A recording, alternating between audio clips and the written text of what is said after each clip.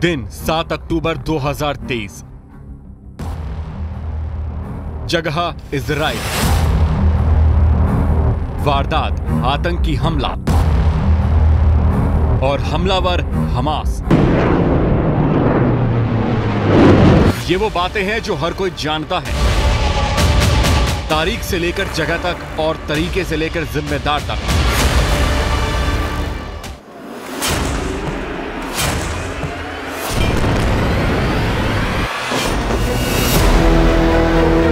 सबके सामने सब कुछ है, लेकिन आज हम आपको वो बताएंगे जिस पर किसी की नजर नहीं गई, बल्कि यूं कहें कि इस बड़े हमले में वो चेहरा छिपा है और वो चेहरा है उत्तर कोरिया के शासक किम जोंग उन का।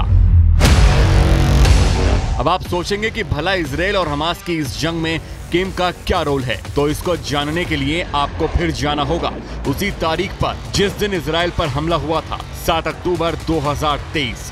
हमास के आतंकियों ने बड़ी संख्या में पैराग्लाइडर्स की मदद से इजराइल के अलग अलग इलाकों में घुसपैठ की और ताबड़तोड़ फायरिंग शुरू कर दी। कुछ ही देर में हमले की तस्वीरें और वीडियो भी सामने आने लगे और इन्हीं तस्वीरों में छिपी थी किम की कारस्तानी। इजराइल पर हमले के दौरान हमास के आतंकियों ने एक ऐसे हथियार का इस्तेमाल किया जिसने सबसे ज्यादा तबाही मचाई, जिसका नाम है F7 rocket propelled grenade.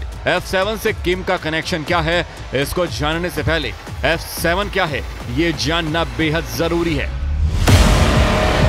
F7 rocket propelled grenade एक ही वॉरेट से फायर किया जाता है और फौरन ही फिर से लोड किया जा सकता है। कंधे पर रखकर दागे जाने वाले ये हथियार आमतौर पर बख्तरबंद गाड़ियों पर इस्तेमाल किया जाता है। अब बात कि कैसे इस जंग में किम का दखल है, तो उसका जवाब है ये बेहद खतरनाक और तबाही मचाने वाला रॉकेट प्रोपेल्ड ग्रेनेड उत्तर कोरिया का है और इसी हथियार से हमास के आतंकियों ने इजराइल में मासूमों का कत्लेआम किया। ये बात इजराइल पर हमले के बाद हुई जांच में सामने आई, जिसमें विशेषज्ञों ने इसकी पुष्टि की। इजराइल पर हमले की तस्वीरें भी इन दावों का बड़ा सबूत है। हमास के इस आतंकी के हाथ के हथियार और किम के सैनिकों के हथियार को देखिए तो सारी कहानी साफ हो जाती है। एक ही हथियार दोनों के पास है और वो हथियार है F7 रॉकेट प्रोपेल्ड ग्रेनेड। अब सवाल ये है कि ये हथियार हमास तक पहुंचे कैसे? क्या इजराइल पर हुए हमले की साजिश में उत्तर कोरिया भी शामिल था? क्या हमास के लिए उत्तर कोरिया हथियारों की सप्लाई कर रहा है?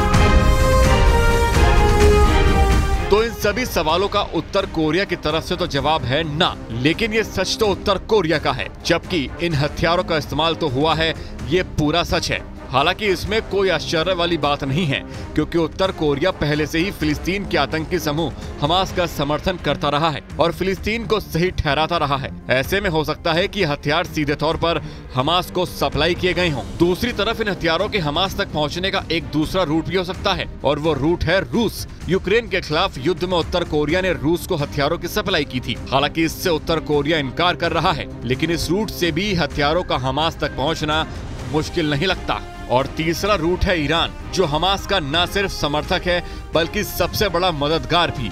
ईरान के पास भी उत्तर कोरियाई हथियार है और इन हथियारों के हमास तक पहुंचने का ये सबसे आसान रूट है। जाहिर है रूट कोई भी हो, हथियार तो हमास तक पहुंचे और किम के इन हथियारों ने इजराइल में मातम ला दिया।